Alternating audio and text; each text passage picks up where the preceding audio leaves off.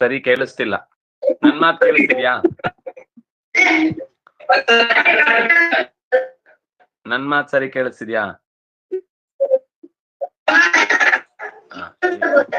ಕೂತ್ಕೊಳ್ಳಿ.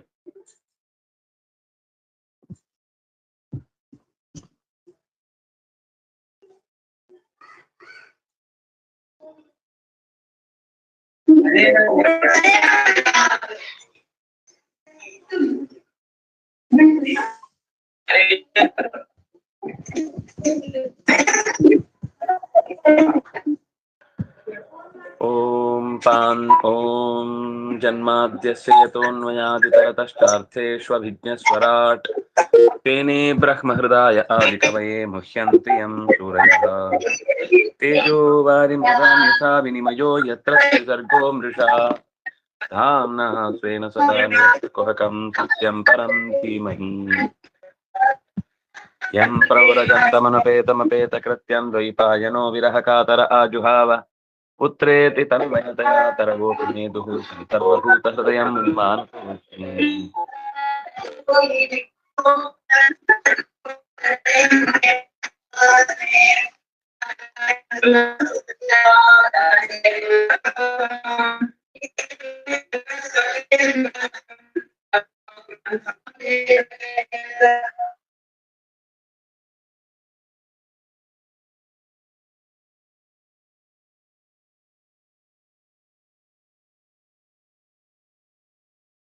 ನಾರದರು ತಮ್ಮ ಪೂರ್ವದ ಚರಿತ್ರೆಯನ್ನು ಹೇಳ್ತಾ ಇದ್ದಾರೆ. ಅಹಂ ಪುರಾಭವಂ ಕಶ್ಚಿತ್ ಗಂಧರ್ವ ಉಪಬರ್ಹಃ ನಾಮ್ನಾತೀತೆ ಮಹಾಕಲ್ಪೆ ಗಂಧರ್ವಾಣಾಂ ಸುಸಮ್ಮತಃ. ನಾನು ಹಿಂದೆ ಬ್ರಹ್ಮಕಲ್ಪದಲ್ಲಿ ಉಪಬರ್ಹಣ ಅನ್ನೋ ಒಬ್ಬ ಗಂಧರ್ವನಾಗಿ ಇದ್ದೆ. ಮೊದಲು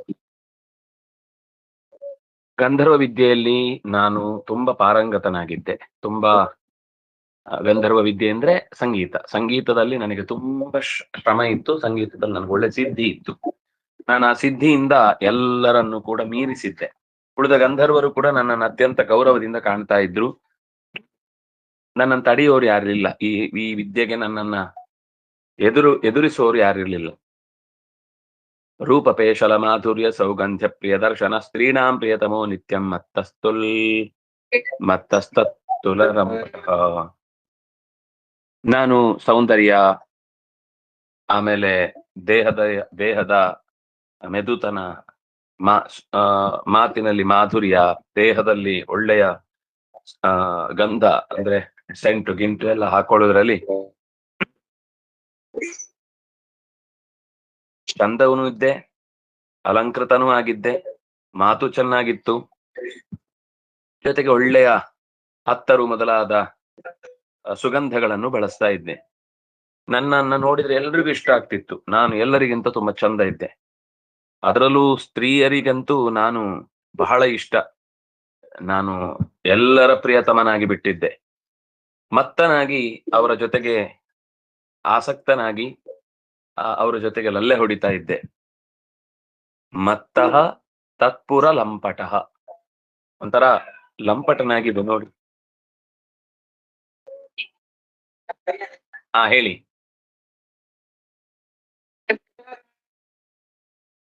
ನಂಗೆ ನಿಮ್ಮ ವಾಯ್ಸ್ ಏನು ಕೇಳಿಸ್ತಿಲ್ಲ.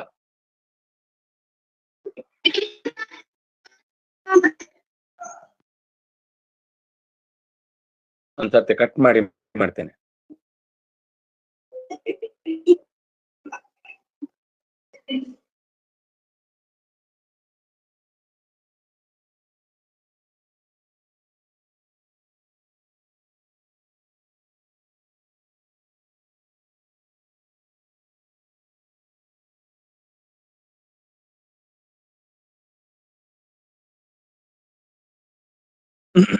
ನಿಮ್ಗೆ ಕೇಳಿಸ್ತಿದ್ಯಲ್ವಾ ಎಲ್ರಿಗೂ? ಹೇಳಿ ಶ್ರೂಯತೆವಾ? ನ ಚ ದೃಶ್ಯತೆ, ಶ್ರೂಯತೆ ನ ಚ ದೃಶ್ಯತೆ.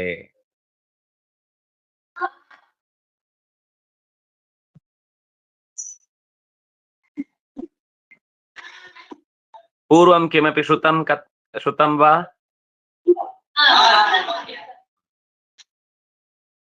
ತನ್ನ ಸೌಂದರ್ಯ, ಸೌಕುಮಾರ್ಯ, ಮಾಧುರ್ಯ, ಸೌಗಂಧ್ಯ ಬಲಾದ ಸಕಲ ಗುಣಗಳಿಂದ ತುಂಬಿಕೊಂಡಿದ್ದಂತಹ ನಾನು ಎಲ್ಲರಿಗೂ ಅತ್ಯಂತ ಪ್ರಿಯಕರನಾಗಿದ್ದೆ, ಚೆಲುವನಾಗಿದ್ದೆ, ಸ್ತ್ರೀಯರ ಕಣ್ಮನಗಳನ್ನ ಸೆಳೆಯುವವನಾಗಿದ್ದೆ.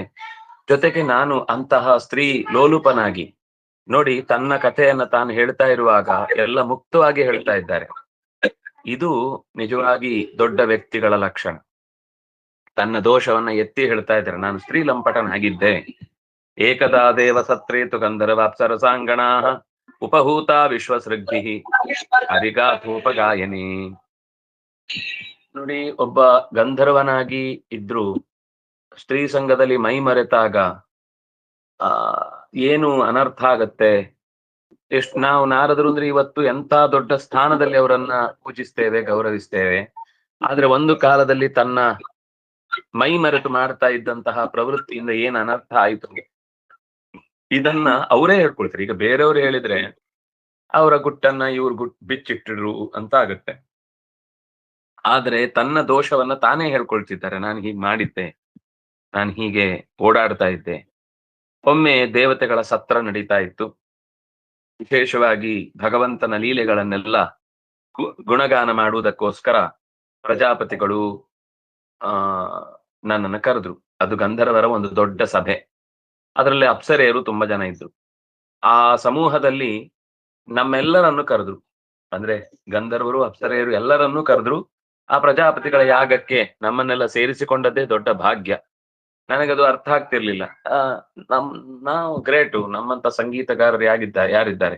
ನಾವಿರುವುದರಿಂದ ವೀಣೆಗೆ ಬದುಕು, ನಾವಿರುವುದರಿಂದ ಕೊಳಲಿಗೆ ಬದುಕು, ನಾವಿರುವುದರಿಂದ ಮೃದಂಗಕ್ಕೆ ಬದುಕು, ನಾವಿರುವುದರಿಂದ ಎಲ್ಲ ಪದಾರ್ಥಗಳು ಬದುಕ್ತಾ ಇದ್ದಾವೆ. ಸಂಗೀತದಿಂದ ನಮ್ಮ ಜೀವನ ಎಲ್ಲರನ್ನೂ ಕೂಡ ಮೇಲ್ಮೈಯಲ್ಲಿ ಇಟ್ಟು ಬಿಟ್ಟಿದೆ. ವೈಭವೋಪೇತವಾದಂತ ಬದುಕಿಗೆ ನಾವೇ ಕಾರಣ ಅಂತ ಯೋಚಿಸ್ತಾ ಇದ್ವಿ. ಅಗಾಯನ್ ತದ್ವಿದಿತ್ವಾಹಂ ಸ್ತ್ರೀಭಿ ಪರಿವೃತೋ ಗತಃ ಜ್ಞಾತ್ವಾ ವಿಶಸ್ತನ್ಮೇ ಹೇಳಂತೆ ಪುರೋಹಿತ.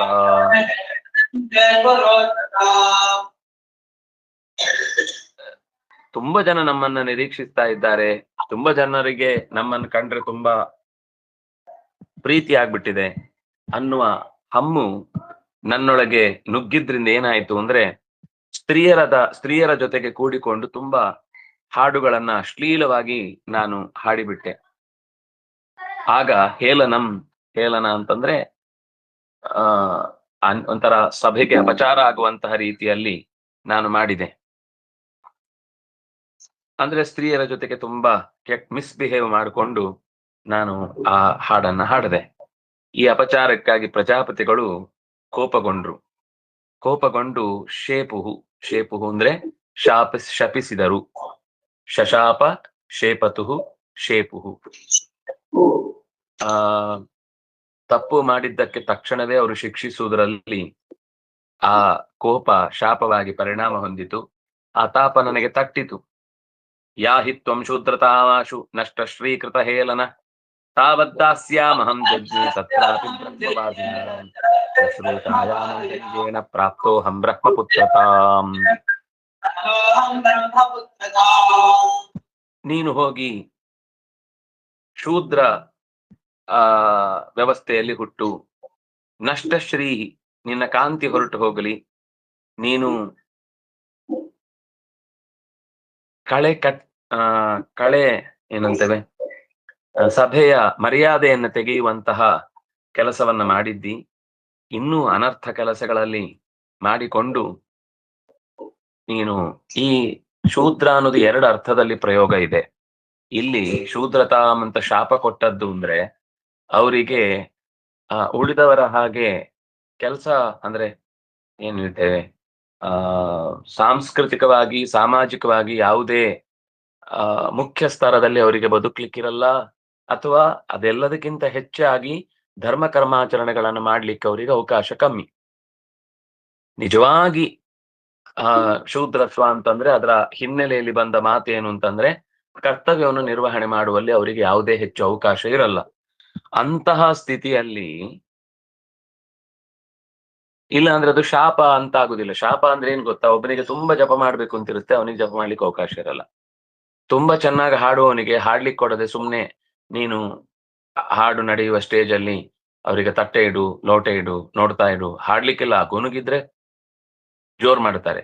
ಅಂತ ಸ್ಥಿತಿಯಲ್ಲಿ ಅವರನ್ನ ಇರಿಸುವುದು ಉಂಟಲ್ಲ, ಅವರಲ್ಲಿರುವ ಟ್ಯಾಲೆಂಟಿಗೆ ಅವಕಾಶ ಕೊಡದಂತೆ ಅವರನ್ನ ತಡೆಯುದುಂಟಲ್ಲ, ಅದೇ ಶಾಪ. ಶಾಪ ಅಂದ್ರೆ ಇನ್ನೇನು ಅಲ್ಲ, ಅವರಿಗೆ ಅವರ ಸ್ಥಿತಿಗತಿಗಳಲ್ಲಿ ಬದುಕ್ಲಿಕ್ಕೆ ಅವಕಾಶವಾಗದಂತೆ ಮಾಡುವುದು. ಆದ್ರೆ ಆ ಹೊತ್ತಿಗೂ ಕೂಡ ಒಬ್ಬ ಸಂಸ್ಕೃತನಾಗಿದ್ರೆ, ಜಾಣನಾಗಿದ್ರೆ, ಅವನು ಅದನ್ನ ದ್ವೇಷಿಸದೆ, ದೋಷ ಅಂತ ಎತ್ತಿ ಆಡದೆ ಅದರಲ್ಲೇ ಸಾಧನೆ ಮಾಡ್ತಾನೆ. ಪೃಷದ್ರನ ಹಾಗೆ. ಪೃಷದ್ರನಿಗೂ ಇದೇ ರೀತಿ ಶಾಪ ಬಂದಿತ್ತು. ಆದ್ರೆ ಶಾಪ ಕೊಟ್ಟಂತಹ ಗುರುಗಳ ಬಗ್ಗೆ ಅಪವಾದ ಮಾಡದೆ ತಾನು ಅದರಲ್ಲೇ ಬದುಕಿ ಉತ್ತಮ ಗತಿಯನ್ನು ಹೊಂದಿದ ಅಂತ ಮುಂದಿನ ಸ್ಕಂದದಲ್ಲಿ ನಿಮ್ಗೆ ಬರುತ್ತೆ. ಅಂದ್ರೆ ಈ ರೀತಿ ತಾವತ್ ದಾಸ್ಯಾಂ, ಆ ಕಾರಣದಿಂದ ನಾನೇನಾದೆ ಅಂದ್ರೆ ದಾಸೀಪುತ್ರನಾಗಿ ಹುಟ್ಟಿದೆ. ತತ್ರಾಪಿ ಬ್ರಹ್ಮವಾದಿನಾಂ, ಆದ್ರೆ ದೇವತೆಗಳ ಅನುಗ್ರಹ, ಆ ತಾಯಿ ಬ್ರಹ್ಮಜ್ಞಾನಿಗಳ ಸೇವೆಯಲ್ಲಿ ರತಳಾಗಿದ್ಲು. ಹಾಗಾಗಿ ನನ್ನ ಹುಟ್ಟು ಅದೇ ಪರಿಸರದಲ್ಲಾಗಿತ್ತು. ಆದ್ರಿಂದಾಗಿ ನಾನು ಅವರ ಸಂಪರ್ಕದಿಂದಾಗಿ ನಿರಂತರವಾಗಿ ಅವರ ಹತ್ರ ಕೇಳಿ ತಿಳಿದು ನನಗೆ ಆಗ ಅವರ ಹಾಗೆ ಯಾವುದನ್ನು ಸತ್ಕರ್ಮಗಳನ್ನು ಆಚರಣೆ ಮಾಡ್ಲಿಕ್ಕೆ ಆಗ್ಲಿಲ್ಲ. ಆದ್ರೆ ಆಚರಣೆ ಮಾಡ್ಲಿಕ್ಕೆ ಆಗ್ಲಿಲ್ಲ ಅಂತ ನಾನು ಬೇಸರ ಮಾಡ್ಕೊಳ್ಳಿಲ್ಲ. ನನಗೆ ತಿಳಿಲಿಕ್ಕೆ ಅವಕಾಶ ಸಿಕ್ತಲ್ಲ ಇಷ್ಟ ಆದ್ರೂ ಅಂತ ತಿಳಿಯುವುದು ಶುರು ಮಾಡಿದೆ. ಮುಂದೆ ನಾನು ಶುಶ್ರೂಷೆ ಮಾಡಿದ್ರಿಂದ, ಶುಶ್ರೂಷೆಯ ಆ ಜ್ಞಾನಿಗಳ ಸೇವೆ ಅಂದ್ರೆ ಸೇವೆಯಿಂದಲೇ ಬಿಡುಗಡೆ ಅನ್ನೋದಕ್ಕೆ ನನಗೆ ಒಳ್ಳೆ ಉದಾಹರಣೆ ಸಿಕ್ತು. ಸೇವೆ ಮಾಡುವುದ್ರಿಂದ ತಿಳ್ಕೊಳ್ಳಿಕ್ಕಾಗತ್ತೆ, ಬಿಡುಗಡೆ ಆಗತ್ತೆ, ಆ ಶಾಪದಿಂದ ಮುಕ್ತಿ ಆಗತ್ತೆ ಅಂತ ಅನ್ನೋದು ನನಗೆ ಸ್ಪಷ್ಟ ಅರ್ಥ ಆಗಿದ್ದು ನನ್ನ ಬದುಕಿನಿಂದಲೇನೆ. ನಾನು ಶುಶ್ರೂಷೆಯೇ ನನ್ನ ಜೀವನದ ಧರ್ಮ ಅಂತ ಭಾವಿಸಿ ಅದನ್ನು ನಡೆಸಿದೆ. ಅನುಷಂಗೇಣ ಬ್ರಹ್ಮಪುತ್ರತಾಂ ಪ್ರಾಪ್ತಃ. ನಾನು ಬ್ರಹ್ಮಜ್ಞಾನಿಗಳ ಸೇವೆ ಮಾಡಿದ್ರಿಂದ ನಾನು ಬ್ರಹ್ಮಪುತ್ರನಾಗಿ ಹುಟ್ಟಿ ಬಂದೆ. ಧರ್ಮಸ್ಥೆ ಗೃಹಮೇಧೀಯೋ ವರ್ಣಿತ ಪಾಪನಾಶನ ಗೃಹಸ್ಥೋ ಏನ ಪದವಿ.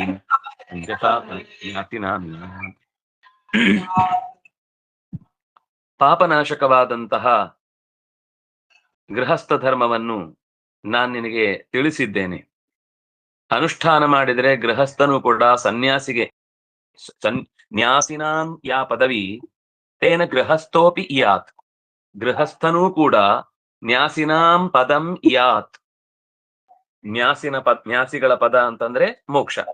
ಮೋಕ್ಷದ ಪದವಿಯನ್ನ ಗೃಹಸ್ಥನೂ ಕೂಡ ಪಡೆಯುತ್ತಾನೆ. ಯಾತ್, ಹೊಂದಲರ್ಹನಾಗಿದ್ದಾನೆ.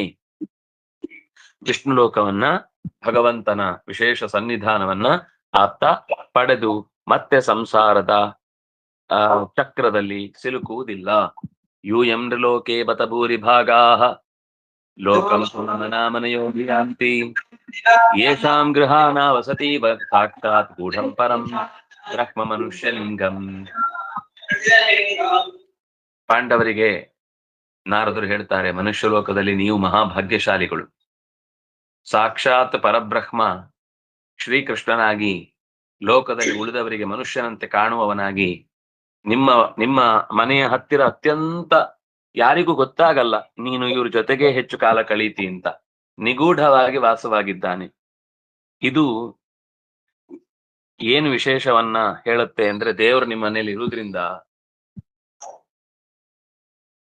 ಎಲ್ಲ ಮುನಯಃ ಲೋಕಂ ಪುನಾನಾಹ ಮುನಯಃ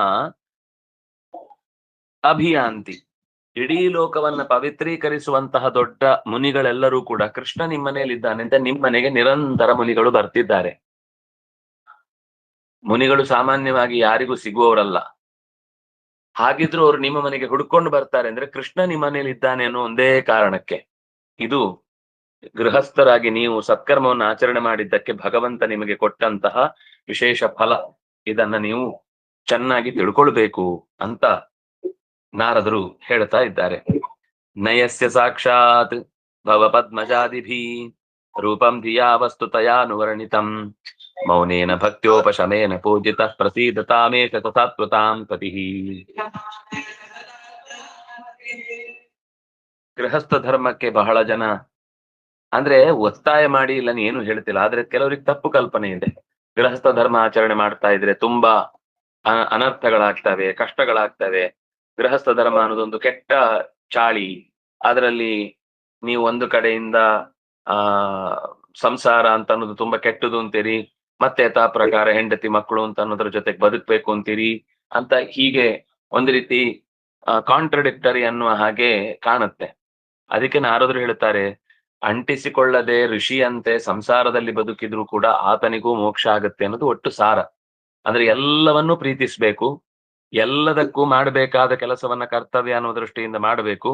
ಆದ್ರೆ ಯಾವುದನ್ನು ಅಂಟಿಸಿಕೊಳ್ಳದೆ ಅದರ ಕ್ಷೇಮವನ್ನ ಭಗವಂತನ ಆ ಇಲ್ಲ ಅಂದ್ರೆ ಮಂಡೋದರಿಗೆ ಹೇಗೆ ಅತ್ಯಂತ ಉತ್ತಮವಾದಂತಹ ಪತಿವ್ರತೆಯರ ಸ್ಥಾನದಲ್ಲಿ ಅಂದ್ರೆ ನಿತ್ಯ ನೆನೆಸಿದ್ರೆ ಪಾಪ ಮಹಾಪಾತಕ ನಾಶಕವಾದಂತಹ ಹೆಸರಾಗಿ ಅವಳು ಹೇಗೆ ಉಳಿಲಿಕ್ಕೆ ಸಾಧ್ಯ? ಅವಳು ಯಾವತ್ತೂ ತನ್ನ ಕರ್ತವ್ಯದಲ್ಲಿ ಚ್ಯುತಿ ಮಾಡ್ಲಿಲ್ಲ. ಹಾಗಾಗಿ ಅವಳನ್ನ ಅಂತಹ ಪರಮ ದುಷ್ಟನಾದ ರಾವಣನನ್ನ ರಾಮ ಕೊಂದ್ರು, ಅವಳ ಹೆಸರು ಮಾತ್ರ ಶಾಶ್ವತವಾಯಿತು. ಯಾಕೆಂದ್ರೆ ಅವಳು ತನ್ನ ಜವಾಬ್ದಾರಿಯಲ್ಲಿ ಕರ್ತವ್ಯದಲ್ಲಿ ಎಂದೂ ಲೋಪ ಮಾಡ್ಲಿಲ್ಲ ಅನ್ನೋದೇ ಅವಳಿಗಿರುವ ವಿಶೇಷತೆ. ಹಾಗಾಗಿ ಯಾರು ಎಲ್ಲಿದ್ದಾನೆ ಅನ್ನೋದು ಮುಖ್ಯ ಅಲ್ಲ, ಅದರಲ್ಲಿ ಎಷ್ಟು ತೊಡಗಿದ್ದಾನೆ ಮತ್ತು ಎಷ್ಟು ಅದನ್ನು ಬಿಡುವು ಮಾಡ್ಕೊಂಡಿದ್ದಾನೆ, ಅದರಿಂದ ಎಷ್ಟು ಅದು ಈಸಬೇಕು, ಇದ್ದು ಜಯಿಸಬೇಕು. ನೀರಲ್ಲೇ ಇದ್ದು ನೀರಿಂದ ಹೊರಬರುವ ಪ್ರಯತ್ನ, ಈಜು ಕಲಿತು ಮೇಲ್ ಬರಬೇಕು. ಈಜು ಕಲೀಲಿಲ್ಲ, ನೀರಲ್ಲೇ ಇಳಿಯಲ್ಲ, ನನಗೇನು ತೊಂದರೆ ಇಲ್ಲ ಅಂದವನು ಒಂದ್ ದಿವಸ ಜಾರಿ ಬಿದ್ರೆ ಮತ್ತೆ ಮೇಲೆ ಬರಲ್ಲ. ಅದರಿಂದಾಗಿ ನೀರಲ್ಲಿ ಅಕಸ್ಮಾತ್ ಆಗಿ ಬಿದ್ರು ಮೇಲ್ ಬರಬೇಕು ಅಂದ್ರೆ ಮೊದ್ಲೊಮ್ಮೆ ನೀರಲ್ಲಿ ಇಳಿದು ಮೇಲ್ ಬರುವುದಕ್ಕೆ ಪ್ರಾಕ್ಟೀಸ್ ಮಾಡಿರ್ಬೇಕು. ಅದಕ್ಕೋಸ್ಕರ ಸಂಸಾರದ ವ್ಯವಸ್ಥೆಯಲ್ಲಿ ತಾನಾಗಿ ಅದು ಮದುವೆ ಆದ್ರೆ ಮಾತ್ರ ಸಂಸಾರ ಏನಲ್ಲ, ಹೇಗಿದ್ರು ಸಂಸಾರ ಅನ್ನೋದು ನಮ್ಮನ್ನ ಆವರಿಸಿಕೊಳ್ಳುತ್ತೆ.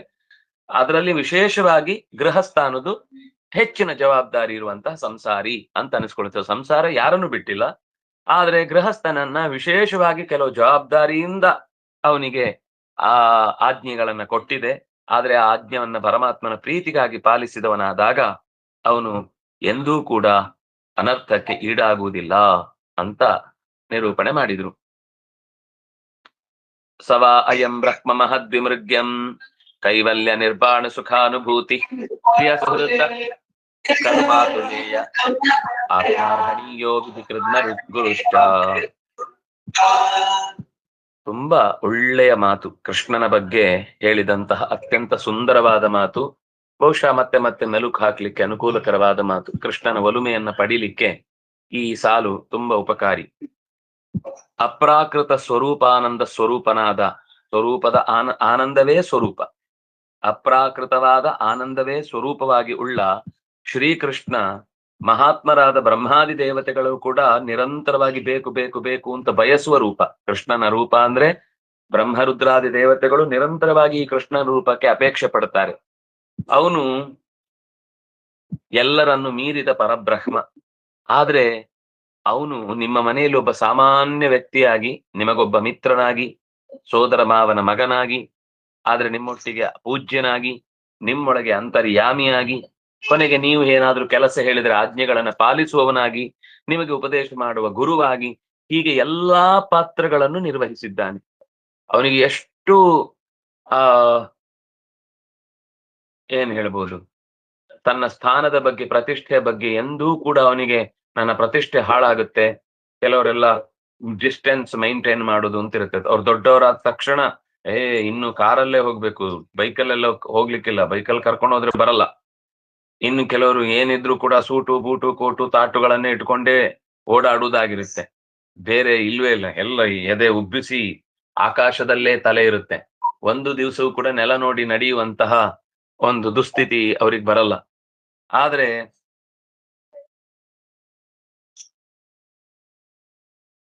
ಎಂದೂ ಭಗವಂತ ಪಾಂಡವರ ವಿಷಯದಲ್ಲಿ ತನ್ನ ಡಿಸ್ಟೆನ್ಸ್ ಮೈಂಟೈನ್ ಮಾಡುವ ರೀತಿಯ ಯಾವುದೇ ಎಂಥ ವ್ಯಕ್ತಿ ಏನು ವಿಶ್ವರೂಪವನ್ನ ತೋರುವಾಗ ಅರ್ಜುನ ಕಂಗಾಲಾಗಿ ಹೋಗ್ತಾನೆ.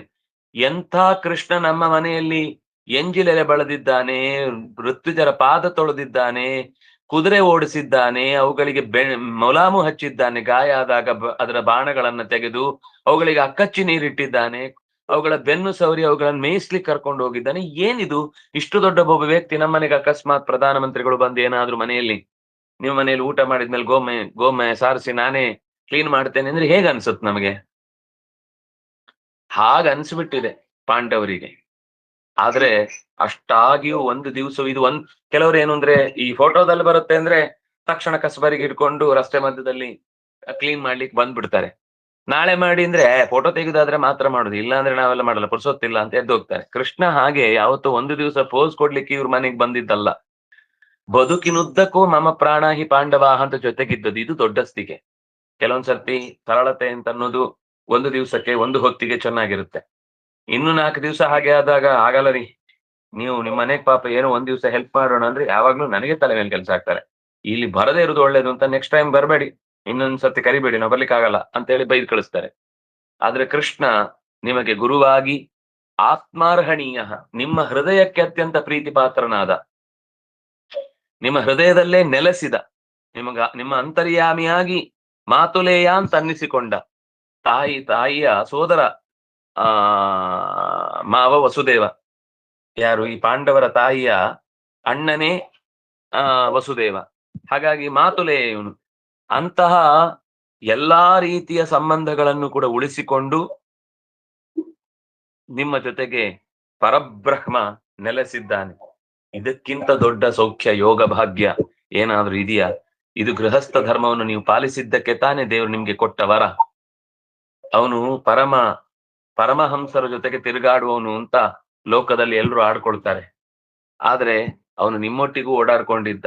ಅಂದ್ರೆ ನೀವು ಕೂಡ ಆ ಪರಮಹಂಸರು ಪಡೆಯಬೇಕಾದ ಯೋಗ ಭಾಗ್ಯಗಳನ್ನ ಲೋಕದಲ್ಲಿಯೂ ಲೋಕದ ಆಚೆಗೂ ಜೀವನ್ ಮೇ ಭಿ ಜೀವನ್ ಕೆ ಬಾದ್ ಭಿ ಸುಖ ಕೊಟ್ಟವನು ಭಗವಂತ. ಹಾಗಾಗಿ ಎರಡನ್ನೂ ಕೊಡುವವ ಇದ್ರೆ ಗೃಹಸ್ಥನಾಗಿ ನೀವು ಮಾಡಿದ ಕರ್ತವ್ಯಕ್ಕೆ ಭಗವಂತ ನಿಮಗೂ ಒಲಿತಾನೆ. ನಯಸ್ಯ ಸಾಕ್ಷಾತ್ ಭವ ಪದ್ಮಜಾದಿಭಿ ರೂಪಂ ಧಿಯಾ ವಸ್ತು ತಯಾನುವರ್ಣಿತಂ ಮೌನೇನ ಭಕ್ತ್ಯೋಪಶಮೇನ ಪೂಜಿತಃ ಪ್ರಸೀದತಾನೇ ಸದಾತ್ಮತಾಂ ಪತಿ.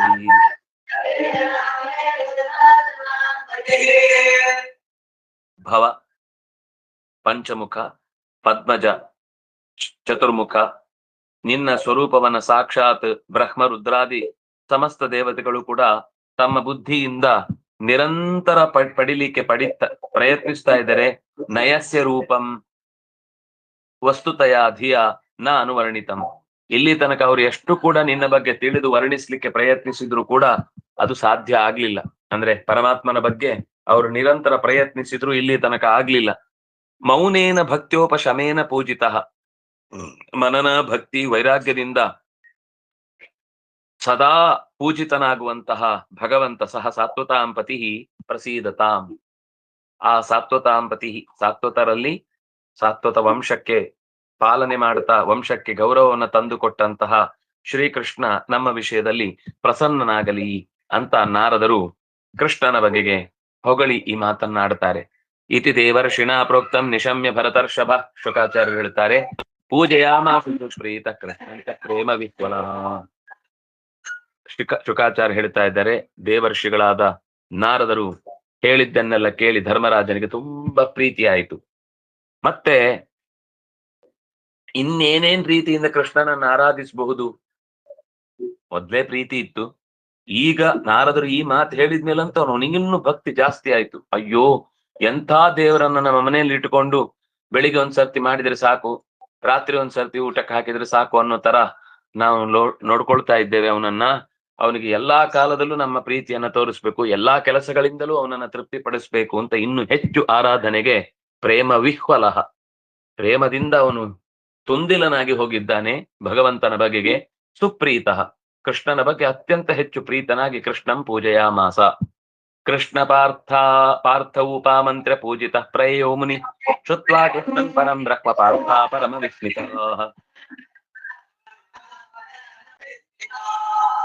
ಧರ್ಮರಾಜನ ಆತಿಥ್ಯವನ್ನ ನಾರದ ಮುನಿಗಳು ಸ್ವೀಕರಿಸಿ ಕೃಷ್ಣ ಮತ್ತು ಧರ್ಮರಾಜರ ಅನುಮತಿಯನ್ನು ಪಡೆದು ಹೊರಟು ಹೋದ.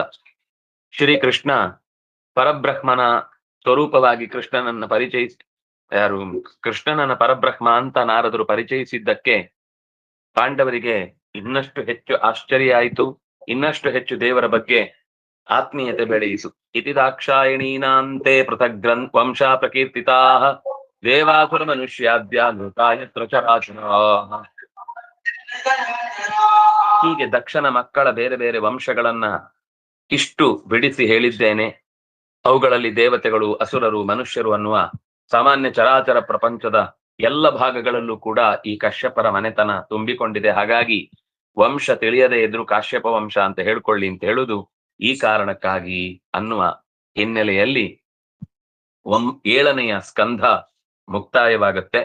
ಮುಂದೆ 8ನೆಯ ಸ್ಕಂಧ ಆರಂಭ ಆಗುತ್ತೆ. ಮತ್ ಈ 8ನೇ ಸ್ಕಂಧ ಯಾಕೆ ಆರಂಭ ಆಯ್ತು ಅನ್ನೋದನ್ನ ಮತ್ತೆ 8ನೇ ಸ್ಕಂದದ ಆರಂಭದಲ್ಲೇ ಹೇಳ್ತಾರೆ.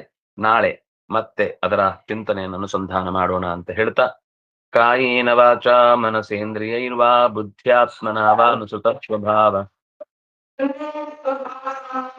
ಕರೋಮಿ ಯದ್ಯಕ್ಷರಂ ಪರಸ್ಮಿ ಮನಸ್ಸಿನೋ ಮಂತ್ರವಿದಸ್ತು ಮಂಗಲಾಃ ಕ್ಷೇಮಂ ನ ವಿಂದಂತಿ ವಿನಾ ಯದರ್ಪಣಂ ತಸ್ಮೈ ಭದ್ರಶ್ರವತೇ ನಮೋ ನಮಃ. ಬ್ರಹ್ಮಾತ್ಮೋ ಬ್ರಹ್ಮಣಾಹುತಂ ಬ್ರಹ್ಮೈವ ಗಂತವ್ಯಂ ಬ್ರಹ್ಮ ಕರ್ಮ ಸಮಾಧಿನಾ ಸರ್ವೇ ಭವಂತು ಸುಖಿನಃ ಸರ್ವೇ ಸಂತು ನಿರಾಮಯಾಃ ಸರ್ವೇ ಭದ್ರಾಣಿ ಪಶ್ಯन्तು ಮಾ ಕಶ್ಚಿತ್ ದುಃಖಭಾಗ್ ಭವೇತ್.